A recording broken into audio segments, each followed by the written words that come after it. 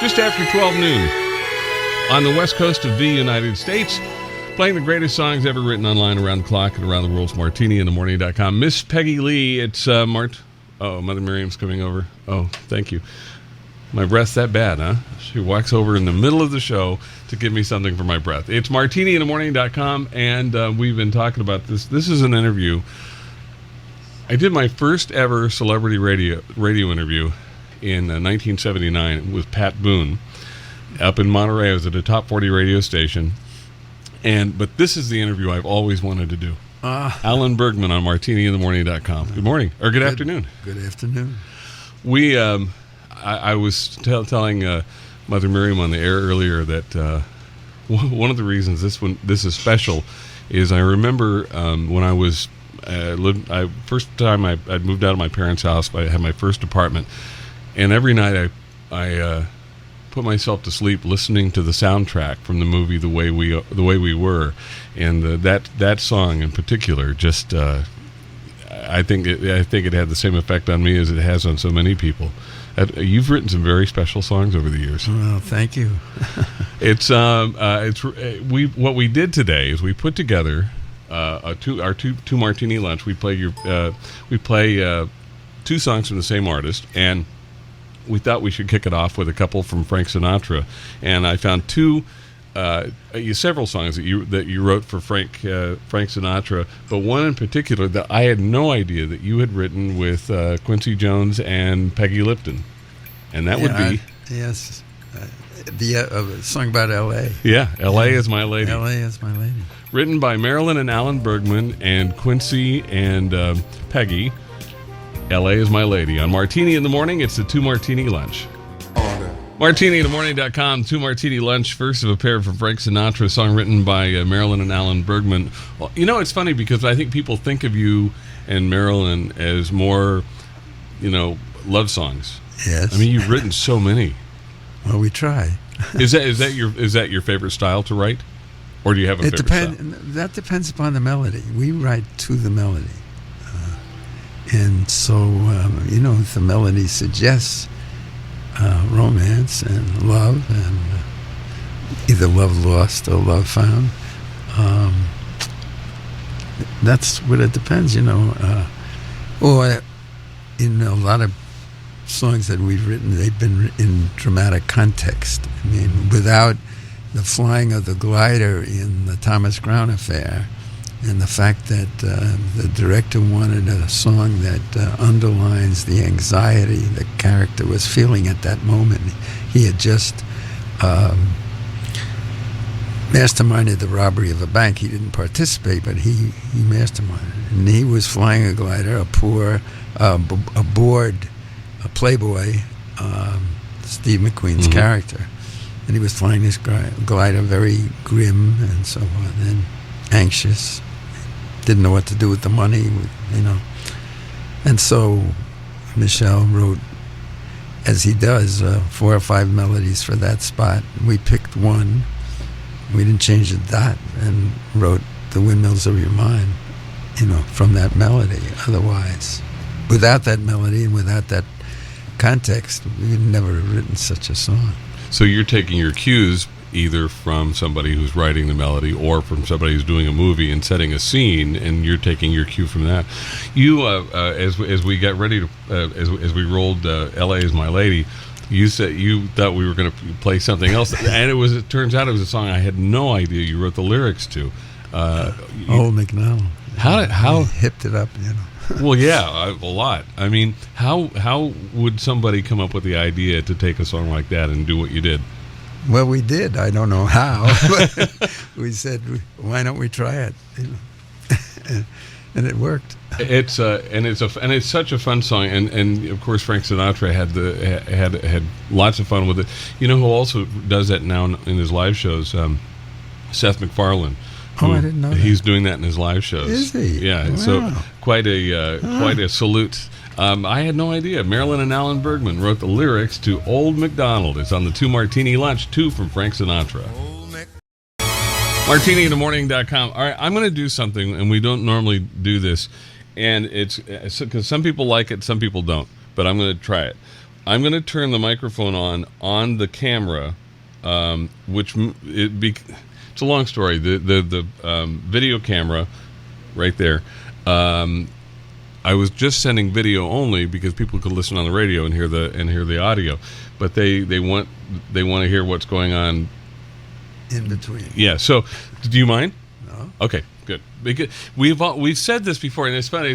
We're actually working on a TV show, and they keep saying, "Well, what's going to happen while radio listeners are listening to the song? You just going to sit around in the studio and because I always tell people that watching what's going on here in the studio when we're on the air is about as exciting as watching paint dry. But when we have somebody in the studio, I mean, like we were just talking during the song, we were talking about another song. Mother Miriam asked a question. And out of that conversation, I had no idea you had some pretty amazing inspiration early in your songwriting careers, you and Marilyn. Yeah. Well, when I was going to graduate school, I met here at UCLA. I met Johnny Mercer, and he took a liking to me and really encouraged me, listened, and I was writing both music and lyrics in that time. And he was wonderful to me. In fact, I'm one of the few lyric writers. There are 2 songs that I wrote the music and he wrote the lyrics. Really? But yes. Anyway, and Marilyn, when she was going to the High School of Music and Art, she, after getting out of school in the afternoon, she would go and play piano for Bob Russell, and they didn't have tapes in those days or anything, and he wrote "Don't Get Around Much Anymore" and things like that, and she played the melodies, the Duke Ellington melodies, and over, and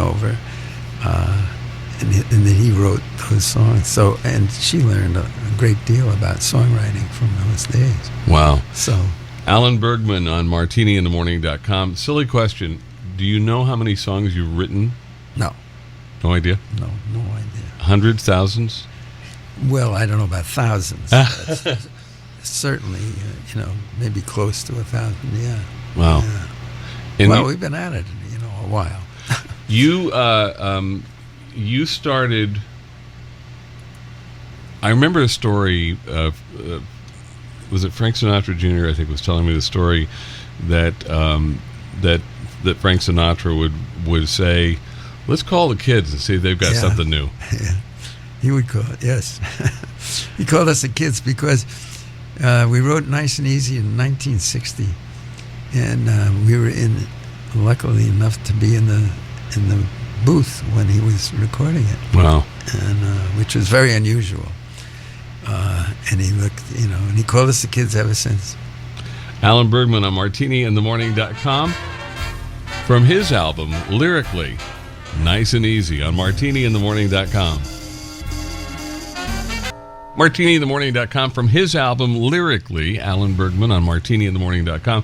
We were just talking, for those who couldn't hear part of it, so we're trying to sort of include you in part of the conversation that goes on. I tell people this all the time. Sometimes the conversations while the song's playing turn out to be some of the most interesting. A lot of times we'll have we'll get our friend David Silverman, who actually set this whole thing up. Thank you, David, for that. In fact, we're going to play one of David's songs later and have David I want him to tell the story that he told about recording that song and working with you and Marilyn, but we'll do that. We'll do that in a bit. But sometimes when there's somebody else in the music business in the studio when we're doing one of these interviews, that conversation gets really interesting. And you were just talking about Barbra Streisand. How many of your songs has she written? Or has she recorded? 64. Amazing. 64. Yeah. But you said that you write a little differently for Barbra. Well, no, not differently. We just add.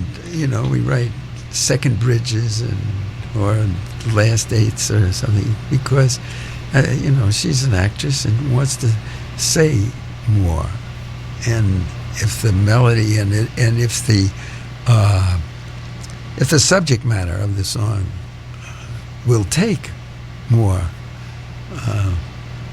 writing and more words, more meaningful things to say, we'll do it. Is it harder to add words or take words away? Well, we don't take words away because there are notes there. You can't take words away. Alan Bergman on MartiniInTheMorning.com. Beautiful song that many, many artists have done. Frank Sinatra among them. Barbra Streisand's Summer Me, Winter Me on MartiniInTheMorning.com. MartiniInTheMorning.com. Michel Legrand. Legrand, yes. And Marilyn and Alan Bergman. You've written a lot of songs with him. Oh, yeah. Is it does it become like a business partnership? Is it a friendship? How do those things work?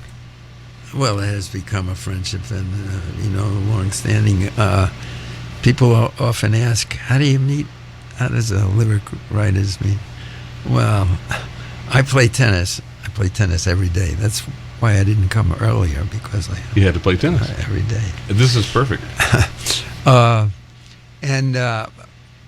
For years, I played at a director-writer house.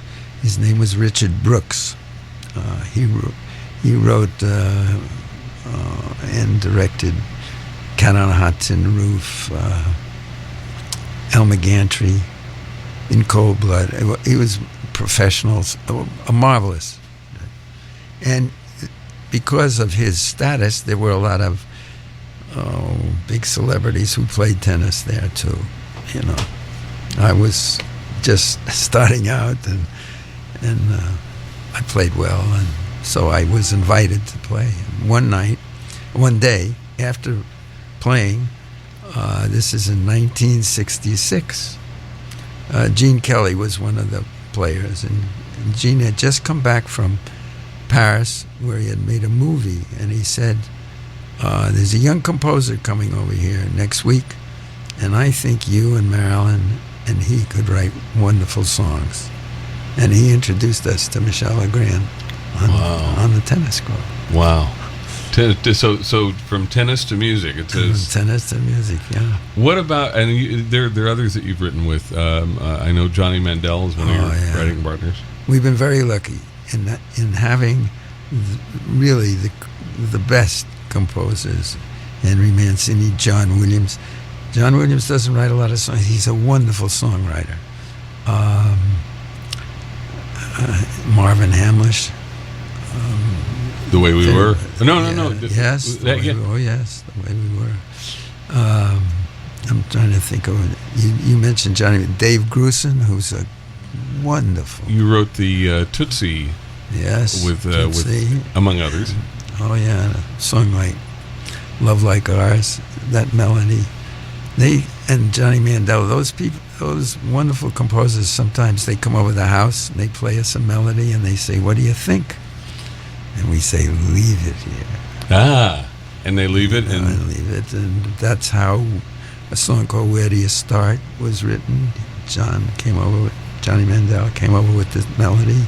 Dave came with many things, like "The Trouble with Hello Is Goodbye." I don't know if you know that song. Oh yeah, love that song. That's he comes over and plays these wonderful melodies, which we can't wait to write. Alan Bergman, Marilyn and Alan Bergman have written hundreds of songs. They've really written the songs we've fallen in love with and fallen in love to. Barbra Streisand again, 2 Martini Lunch, your favorite artist times 2, with Alan Bergman on MartiniInTheMorning.com. Barbra Streisand, this is from her, I think this is from her latest album, What Matters Most. She did a whole homage to you and Marilyn. Yes. A whole album of Marilyn and Alan Bergman. Fabulous album. 12:30 in the West, it's the 2 Martini Lunch on MartiniInTheMorning.com with very special guest music. And I had to tell a story on Mother Miriam. We were at Catalina one night for a Steve Tyrell show, and we're sitting back in the corner because I was sick. I didn't want to be around anybody. And we were sitting with some friends, and Miriam, my wife is sitting next to me on one side, Miriam's sitting on the other side. Miriam nudges me, she elbows me, and she says, "There's royalty in the room." And I look across, and it was you and Marilyn walking in. Oh, please! And then that was very meant too. And then when we got to see the two of you, we were at the Visions of America, the kind of photo symphony that Roger Kellaway he set to music. It was Joe Soames' pictures, and getting to spend that time with you both and talk a little bit that night. It made me want to do this to pick your brain a little bit. We were just talking a minute ago about how interesting it is this process that you go through. So somebody brings a song to you, they sit down, they play it for you, and you say, "Leave it here," and that's when it all starts. Yeah. How long? I mean, is there a process? Is there a time frame? Do you give yourself a certain amount of time to come up with the lyrics? Well, it depends upon what else we're doing at the time. You can work on more than one song at a time. No. Oh, I was gonna say, yeah. But if we're, on an assignment doing something, we put it on the shelf, and every once in a while we take it out, listen to it, and see if we get an idea. Sometimes, the idea, what the world doesn't need is just another song. So it has to be an idea that's original and attractive and sings. The most important thing about lyrics is they have to sing. The choice of a word, if it may be the best word that you want to say, but it doesn't sing on those notes, and so you don't use it. You have to find another way. You got to go down another street to make it sing. So.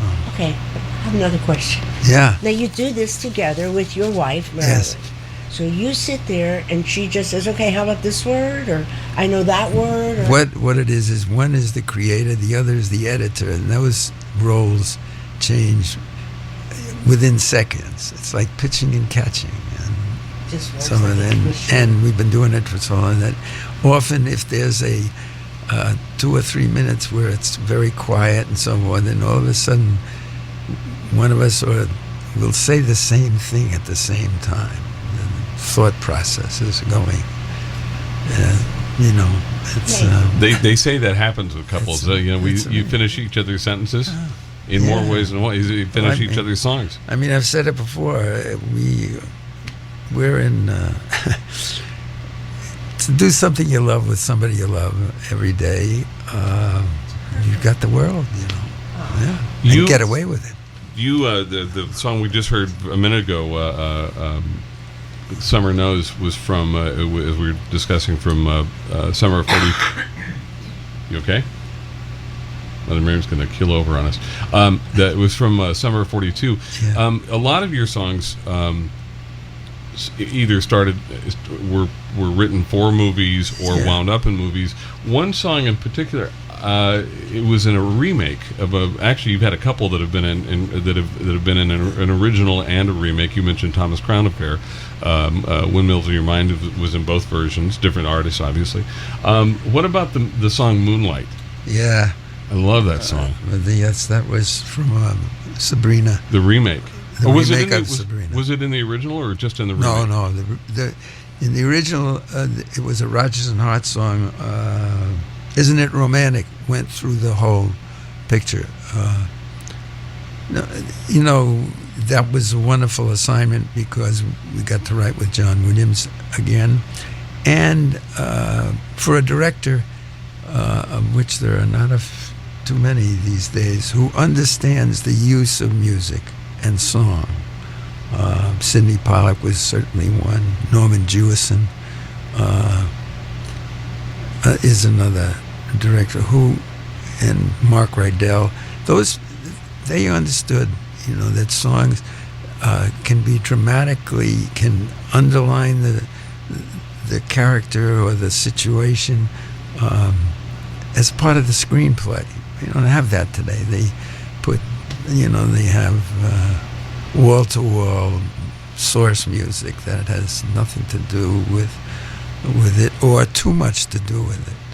Songs in movies have to fly at a different altitude. They can't repeat what's going on on the scene. The image is too big for that. You have to find another way. And luckily, we got to work with those wonderful directors.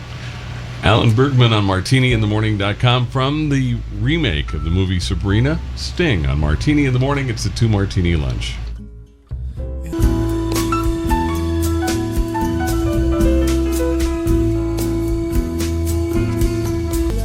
MartiniInTheMorning.com from the remake back in the late 90s, I think, of Sabrina. I think so. With Harrison Ford and the beautiful Julia Ormond, who played Sabrina in the remake. But first time I heard that song, just absolutely fell in love with it. And did not know that it was a John Williams song, and Marilyn and Alan Bergman. He's wonderful, wonderful composer. And you, the Windmills of Your Mind is another example of a song that, in this case, your song was in both the remake, the original, and the remake. Yeah. Is that a song that? You would put? I mean, a lot of people have done it, and it's one of the songs that seems to stand out in your collection. Is that one? If you had a hierarchy, would that be would that be near the top or? Oh, I think so, yeah. I mean, it's a very interesting song, and the way you described earlier, the way you were sort of telling the story based on the character. Well, that's why it was written, yeah. Did you write that for Steve McQueen? Well, he was the character. Right, the character. Yeah, he was the character. Because the words of that, it's like, where did you get these words that this song keeps going? It's absolutely beautiful. Well, it was used behind the flight of a glider. A glider is circular, Right. and anxiety, which we were trying to underline, is also a circular emotion. I mean, it's like, when you're trying to go to sleep and you can't turn your mind off. That's where a lot of those... But that was a story. I mean, nothing was repeated. There wasn't repetition. And it was and we never thought we would call it the Windmills of Your Mind. But when we got through writing the first draft, that was a very attractive to us, that phrase, windmill. So, but all the images in the song are circular images, round like a circle in a spiral, Amazing. like a wheel within a wheel. Amazing, and so amazing. forth. Marilyn and Alan Bergman's Windmills of Your Mind, Sting, from the remake of Thomas Crown Affair on MartiniInTheMorning.com. MartiniInTheMorning.com, Windmills of Your Mind. That is the Sting version from the remake of the movie a few years ago, Thomas Crown Affair. Marilyn and Alan Bergman. Who wrote the music? Michelle. Oh, that was Michelle. Okay.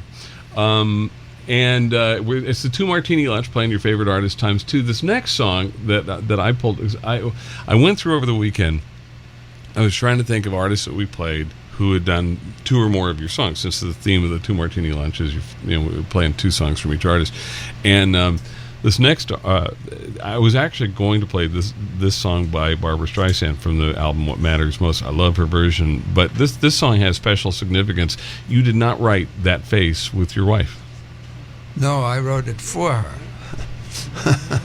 Yes, I wanted to ask her to marry me. I didn't have any money, and so what does a songwriter do? He writes a song, and at that time, Fred Astaire was her favorite singer, and so the composer we were working with, who wrote Nice and Easy with us, Lou Spence, he was going out with a girl too, and so we wrote this song in the style of Fred Astaire, and we,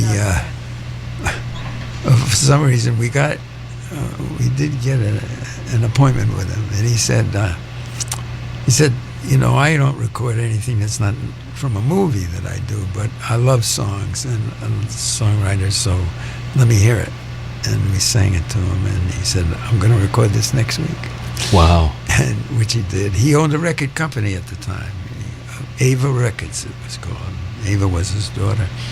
And I brought a little dub home to Marilyn, and I said, will you marry me? She said, And yeah. the rest, as they say. The song is That Face. It's the title track from an album Frank Sinatra Jr. did a few years ago.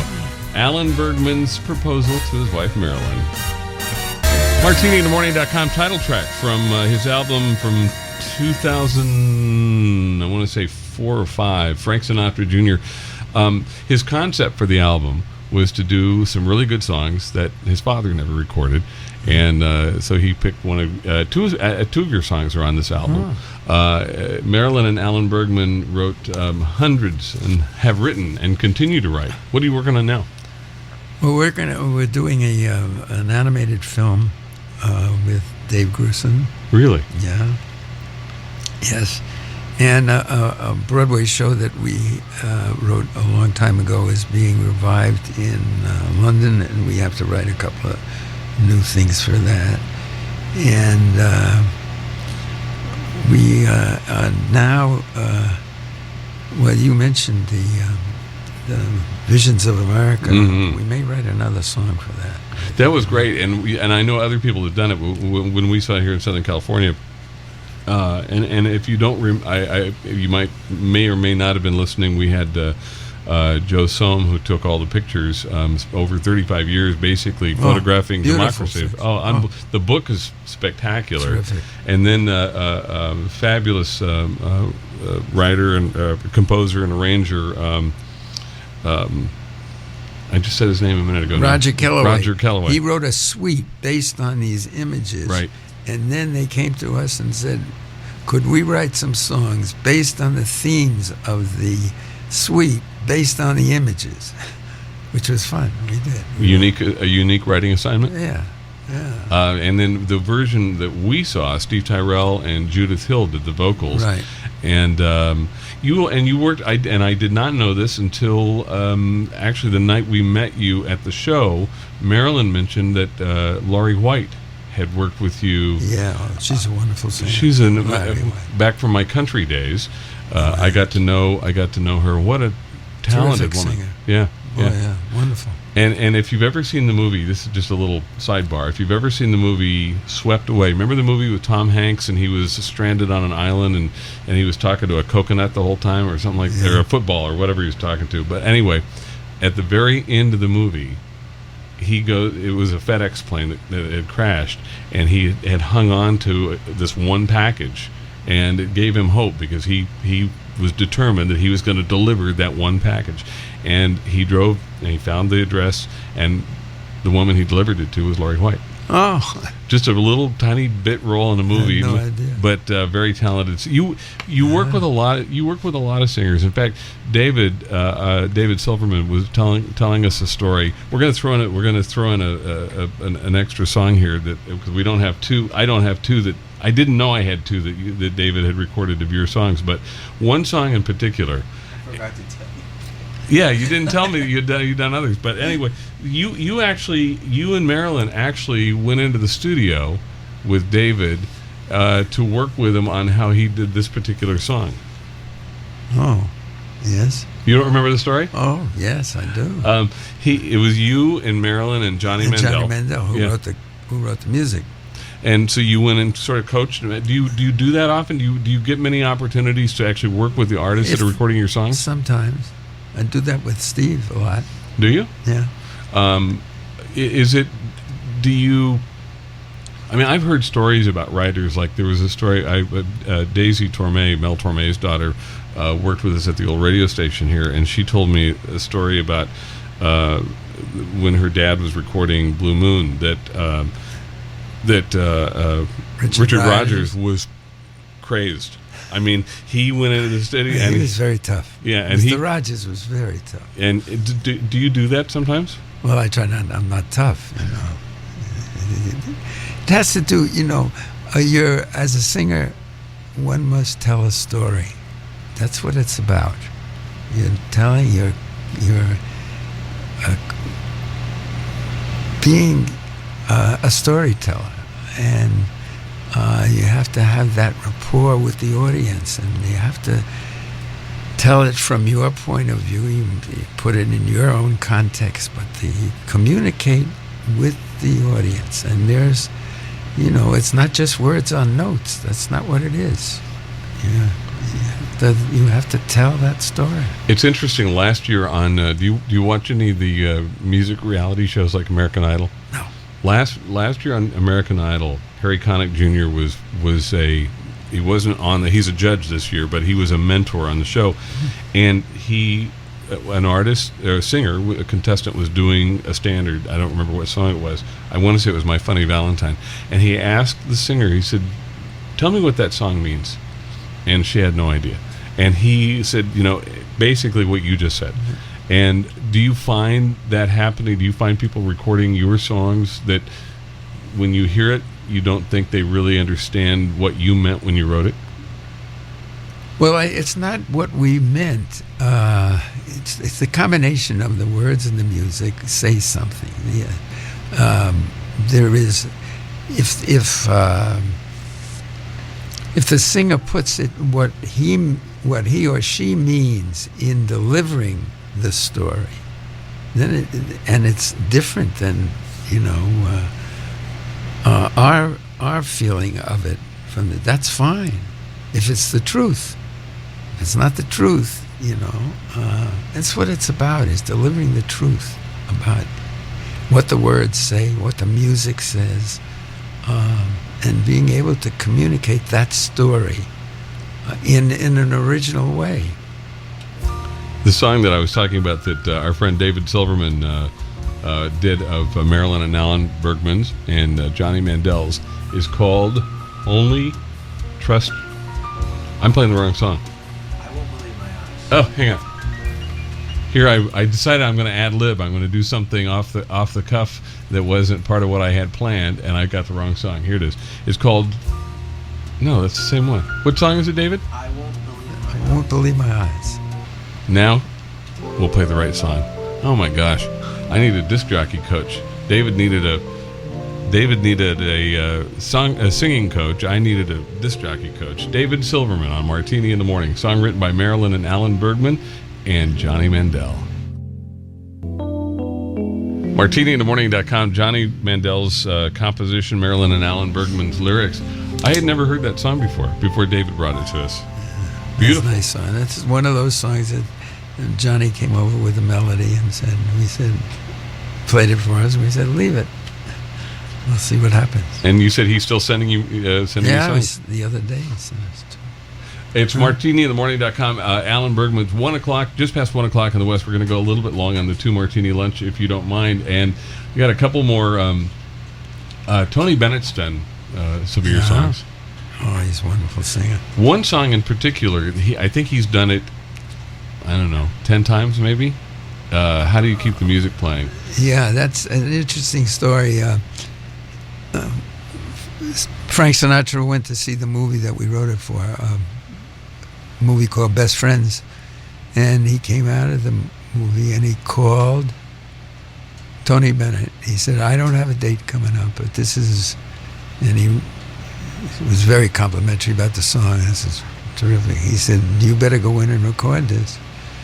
And Tony went in the next week and recorded it, and he closes, this is a long time ago, 20 some odd years ago, and he closes every show with it. It's a great song called How Do You Keep the Music Playing? Tony Bennett. Who sang this in the movie? Was it Patty Austin and James Ingram. Yeah, beautiful. Tony Bennett with Aretha Franklin on MartiniInTheMorning.com. Tony Bennett, Aretha Franklin song that James Ingram and Patty Austin did in the movie Best Friends. We were just talking about that. This you said something very interesting, and I wish that we could include everybody in the conversations that go. And some people are able to hear them, some aren't. The conversations that go on when the song's playing. But you said something very interesting about that, in particular, how the director sort of set the stage for you.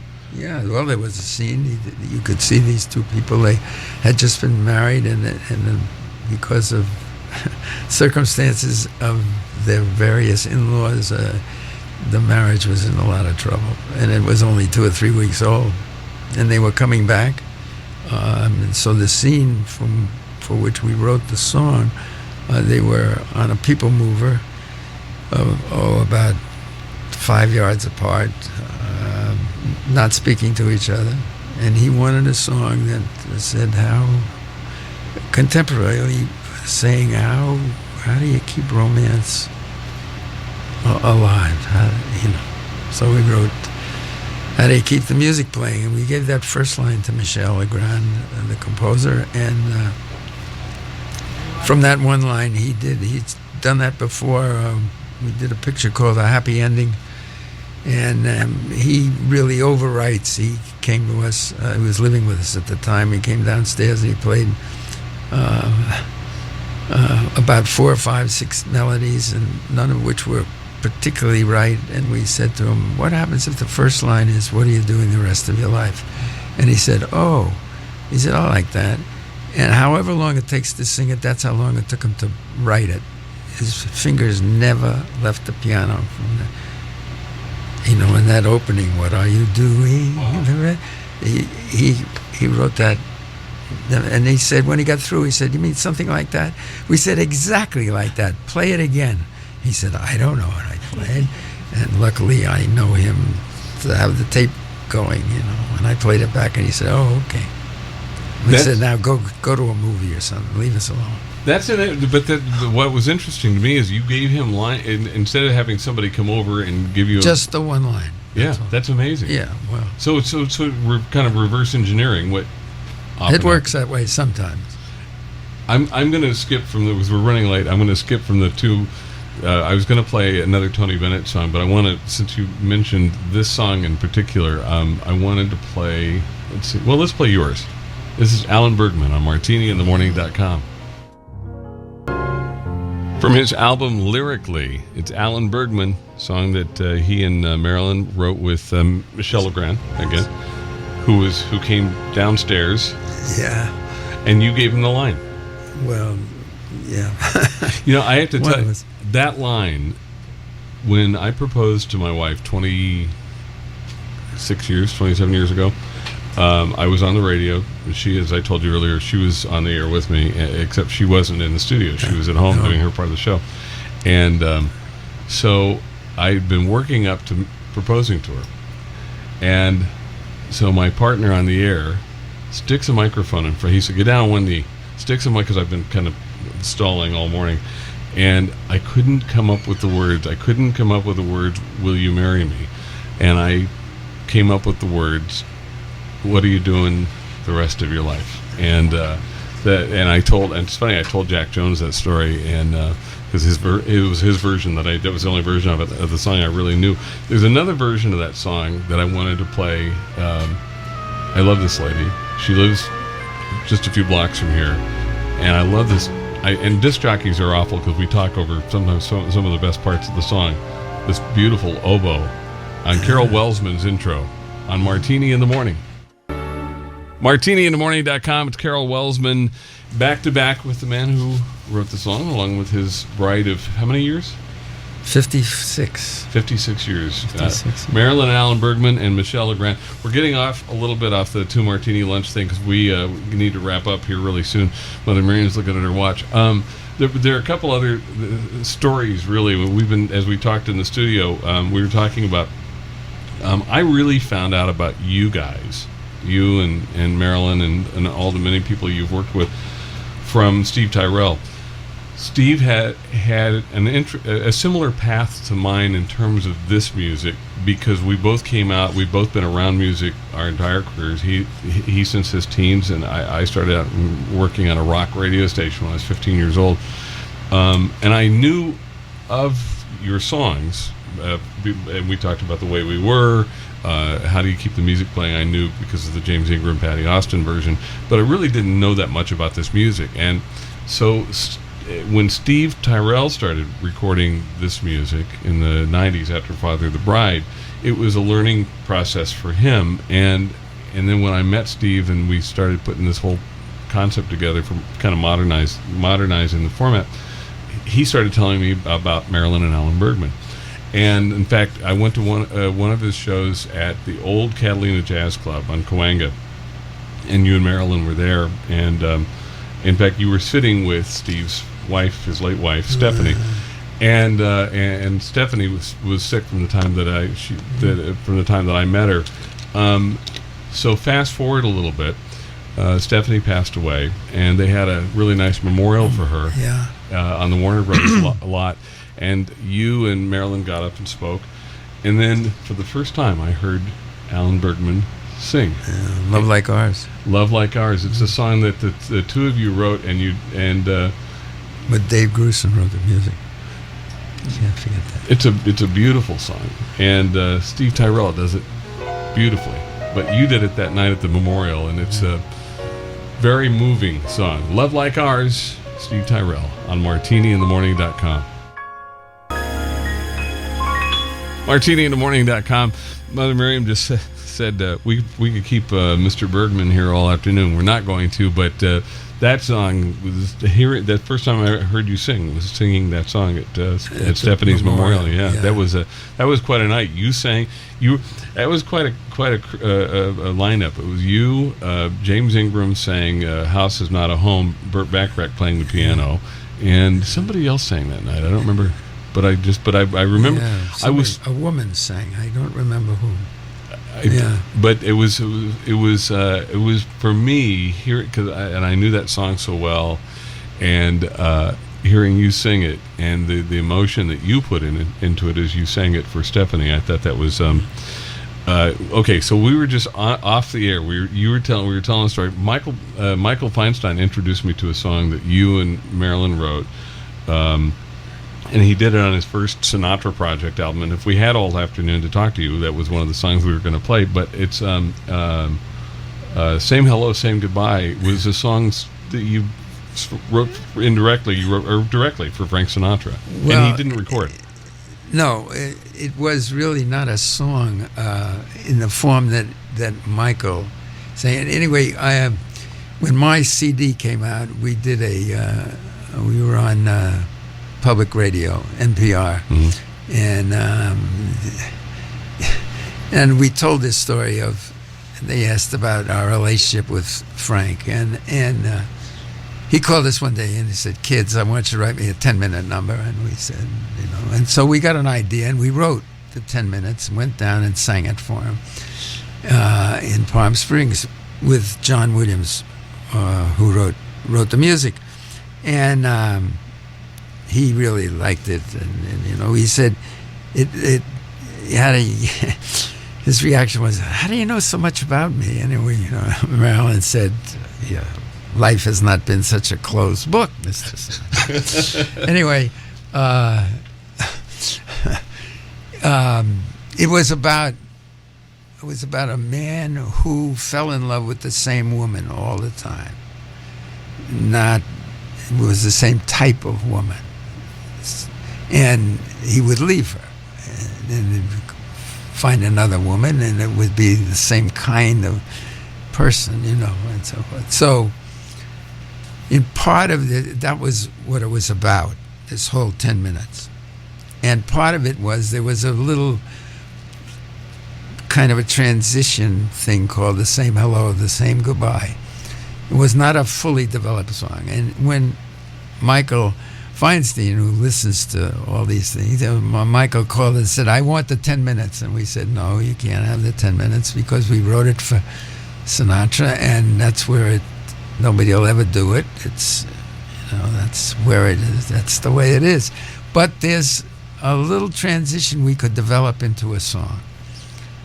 And he said, "Great," So we called Johnny Williams and said, "Would you give us a little more here and there," and so forth. And he fixed the melody so that it could be a full song. And we wrote The Same Hello, The Same Goodbye, and he recorded it. Michael did it. He's just a terrific singer, and the way he terrific. Treasures the Great American Songbook. All right. We're gonna wrap up with one more. I emailed Steve over the weekend. I was trying to think because I knew I was going to play Frank Sinatra's version of "Nice and Easy," and I told Steve, I said, if I'm going to include you, I got to have two songs that you've done that were written by Marilyn and Alan Bergman, and I knew I was going to play "Love Like Ours." I mean, it's such a special song, and having heard you sing it, but I knew there was another one. And so I emailed him, and he wrote me back. He said, "Oh yeah, it was that song from that Matt Damon movie." Trust me. How did that come about? Well, Marvin Hamlish wrote the score, and he and the director called us and said, "Would we write a song about, The end of the movie, it was a close-up of the Matt Damon character who had lied throughout the thing. And the director said, the first line of that song, I want people to laugh. So after lying throughout, you hear this guy lying on. There's a shot of Matt Damon, and the first line of the song is, trust me. Steve Tyrell on MartiniInTheMorning.com. TRUSTME. MartiniInTheMorning.com from the movie The Informant. Yeah, no, Steve is a wonderful producer in addition to singing. Yeah, it's fun. It's fun watching He knows him. how to do it. Whether he's on stage or in the studio, it's a lot of Yeah, fun to watch him do his craft. He in his and we're going to wrap up. This is the longest we've ever gone on the Two Martini Lunch, and I'm sorry that we've imposed and taken Not so at much of your all. time. Steve, in his shows lately, he's been talking about people like you. He's called his most recent set of shows has been called Wordsmiths, where he. And I think the best example he gives is, he worked with Burt Bacharach for so many years, and you'll hear Steve will do, This Guy's in Love, or he'll do Alfie or something like that, and people say, hey, those are great Burt Bacharach songs, but it was actually Hal David who was the wordsmith behind all of this, just as you and Marilyn are for so many great composers. Do you find that? Here, Marilyn, sorry, go ahead. I was going to say that they never say this is an Alan Bergman song. They say this is an Alan and Marilyn Bergman song. They never separate the two. That's I should true. hope not. That's true. They don't. That's good. But do you find sometimes that the composer gets is better known than the lyricist? Oh yeah, that happens very often. That's the, it's especially on Broadway where it's a Julie Stein score. When they talk about Gypsy, they don't say Steve Sondheim wrote the lyrics. Or it's that wonderful story about Mrs. Kern and Mrs. Hammerstein were at a party, and a woman goes over to Mrs. Kern, Jerome Kern's widow, and said, "I understand your husband was a songwriter." She says, yes. Well, what songs did your husband write? And she says, well, my husband wrote All the Things You Are. And my husband wrote Old Man River. And Mrs. Hammerstein overheard the conversation, walked over and said, no. Your husband wrote da-da-da-da-da-da-da-da. My husband wrote Old Man River. Yeah, the wordsmiths sometimes are left out of the equation, but not Marilyn and Alan Bergman. I will say that. I mean, there are so many people, and I think Barbra Streisand, what she did on her most recent album, What Matters Most, I think really... That was, what a thrill that was. I mean, a whole album. Fantastic. Some wonderful songs, some great performances. Oh, the best. Alan She's the Bergman, best. Marilyn and Alan Bergman, and so many composers have written so many amazing songs. And I said it before the show, and I'll say it again: songs that we love, and songs that we. I said I had it better before. I said songs that we fell in love with, and songs that we fell in love to. I mean, you guys have sort of written the love story of our lives. Well, we tried. The song we were talking about earlier, we'll wrap with this. It's Michael Feinstein, Same Hello, Same Goodbye, written by Marilyn and Alan Bergman and John Williams on MartiniInTheMorning.com. Thank you. Now that's music.